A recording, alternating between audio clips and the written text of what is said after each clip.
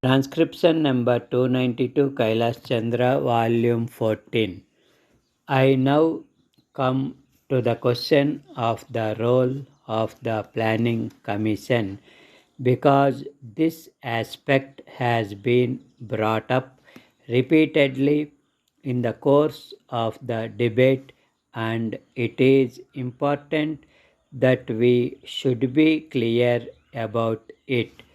Just a few minutes ago, the question of implementation of the plan was referred to by one honorable member. It is natural to speak about the Planning Commission, but it has been mentioned in the wrong context, that is, in the context of implementation. So far as getting the blame for itself is concerned, I do not think the Planning Commission should resent it. As the Honorable Home Minister pointed out, the first 5-year plan succeeded very well, and everybody, including the Planning Commission, the government, the states, and the people, contributed to its success. But there was one part of that success for which the Planning Commission did not deserve so much credit, and that was in regard to the easier position regarding food supplies.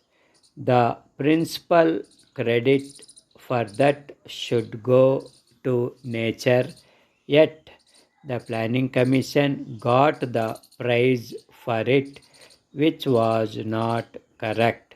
Now we are beset with certain difficulties which have slowed down the progress of the plan, difficulties for which nature is mainly responsible and others for which the international situation is responsible.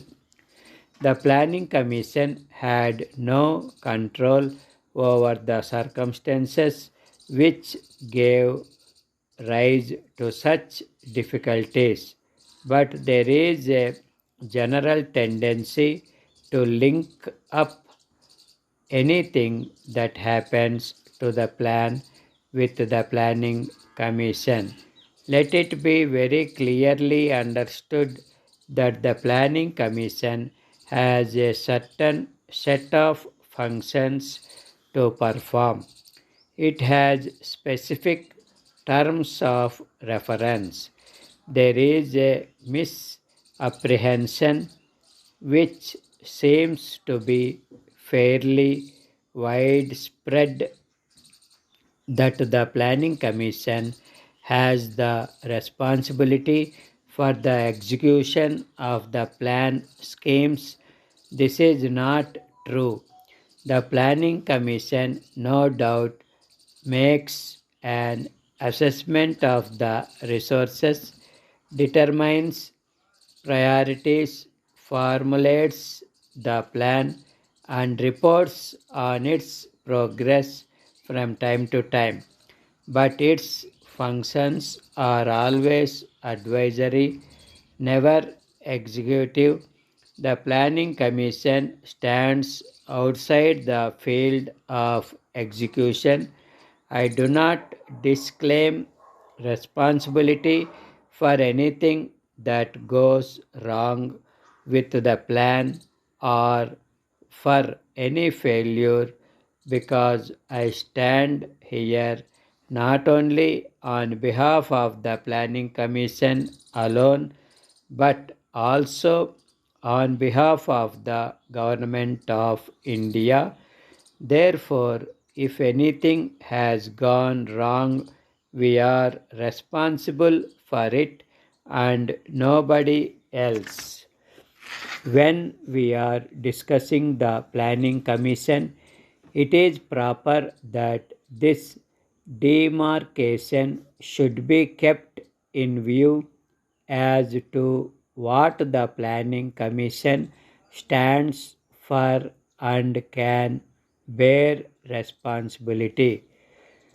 There were two main suggestions as to what the Planning Commission should do. One was that since the Planning Commission has formulated the plan or proposed the lines on which it should be reappraised, it should extend its responsibilities to the extent of ensuring that the policies recommended by it are properly implemented. This goes far beyond the legitimate functions of the Planning Commission. Ours is a federal constitution, and the powers of the union and the states are clearly laid down. There are various governmental and other non official agencies to execute the plan. They must accept responsibility for those parts of the plan which concern them. The Planning Commission does not possess the necessary machinery for the execution of the plan. However, it does keep a watch and makes an assessment and recommendations on important matters from time to time, but that is all that it can do. There is also another suggestion made by some members about the revision of cost estimates in the case of several projects. It was suggested that the Planning Commission itself should see to it that the cost estimates are kept within proper bounds and do not increase beyond a point. Here also, I would request the House to appreciate that it is not practicable for the Planning Commission to equip itself with a large body of technical experts. The main technical experts must be in the central ministries and the states. The Planning Commission has a relatively small staff. It has made some arrangements for technical scrutiny of irrigation and power projects, but for various schemes in the field of industry, mineral development, and transport, the Planning Commission depends on the technical personnel of the ministries and the arrangements which the ministries themselves make for further technical examination. Even the ministries are not self sufficient in this respect and often have to rely on their consultants who, in a number of cases, come from abroad. There are various limitations. The experts give a certain estimate and then later on the estimates are revised for various reasons.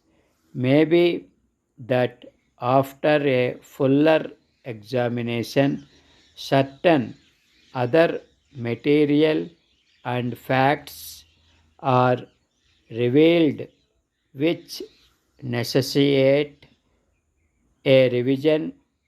In many cases, the upward revision in costs has been due to an increase in prices of machinery and equipment, especially those imported from outside, which has occurred during the past 2 years. In some cases, the rise in prices is also due to some other factors.